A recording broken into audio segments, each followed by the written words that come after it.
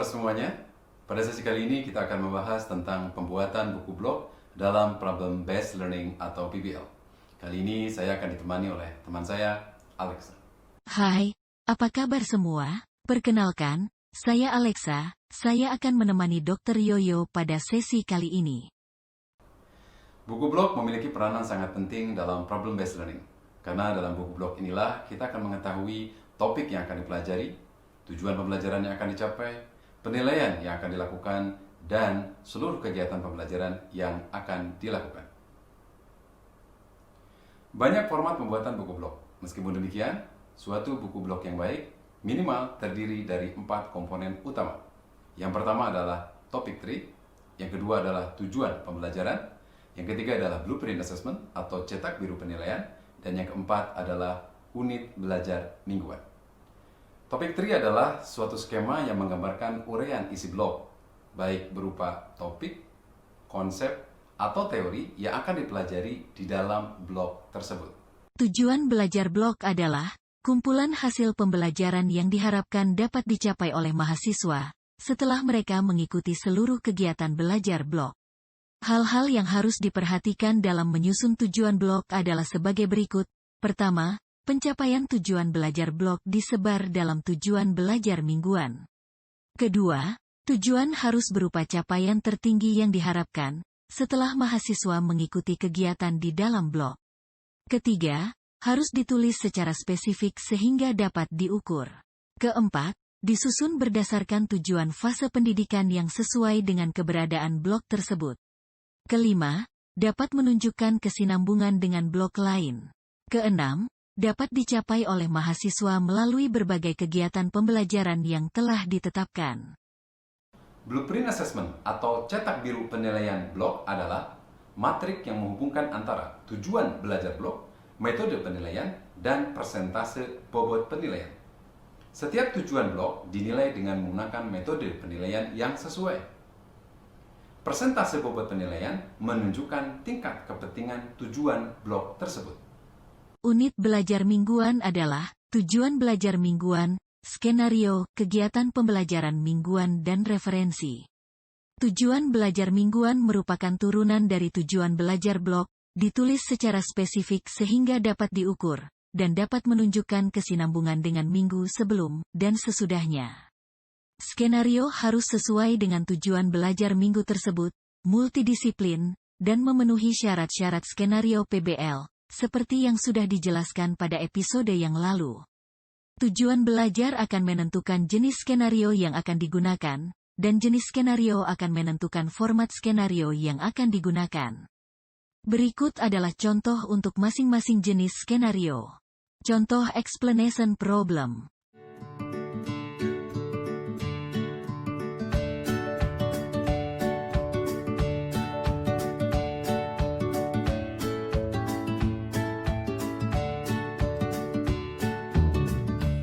Contoh discussion problem.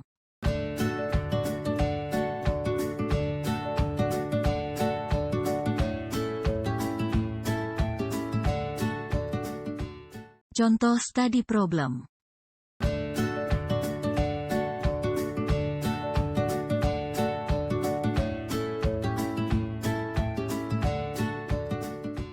Contoh strategi problem.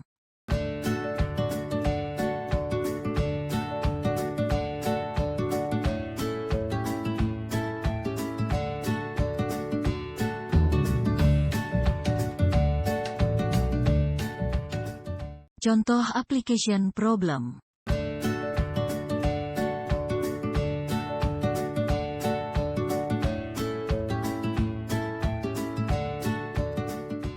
Contoh multilevel problem.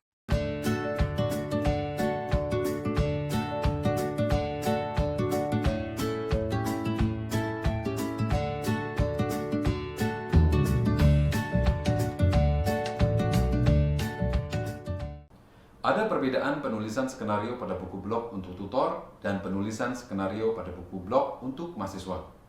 Penulisan skenario pada buku blog untuk tutor isinya adalah judul, isi skenario itu sendiri, kata kunci atau keyword, unfamiliar term atau istilah-istilah baru atau istilah-istilah yang sulit bagi mahasiswa, daftar pertanyaan yang dapat ditanyakan tutor untuk mencapai tujuan pembelajaran, dan daftar konsep atau daftar topik atau daftar teori yang diharapkan dibahas dalam skenario tersebut.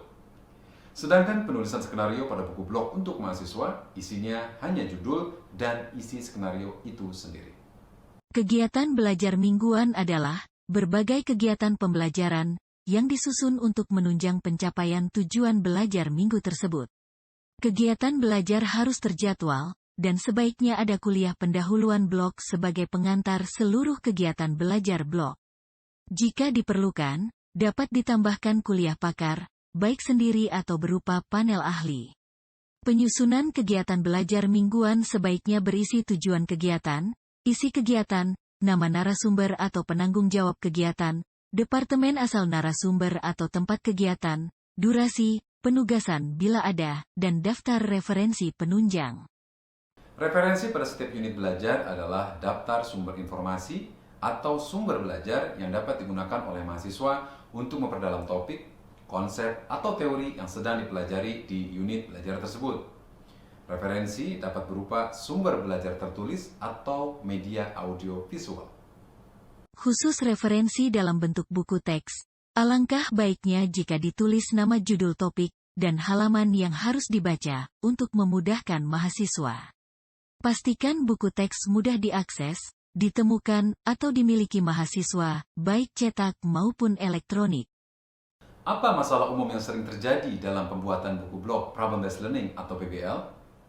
Masalah pertama yang sering dihadapi dalam pembuatan buku blog adalah ketidaksesuaian antara tujuan belajar blog dengan jenis skenario yang digunakan.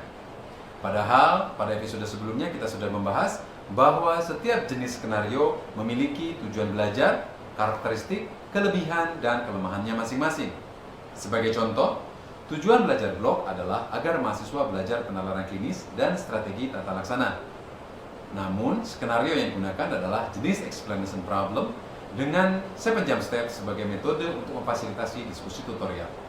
Padahal kita tahu bahwa jika tujuan belajar adalah agar mahasiswa belajar penalaran klinis dan strategi tata laksana, maka jenis skenario yang tepat adalah jenis strategi problem atau multi-level problem. Contoh yang lain adalah sebaliknya. Misalnya, tujuan belajar adalah agar mahasiswa belajar struktur dan fungsi tubuh manusia. Namun, jenis skenario yang digunakan adalah jenis skenario strategi problem atau multi-level problem.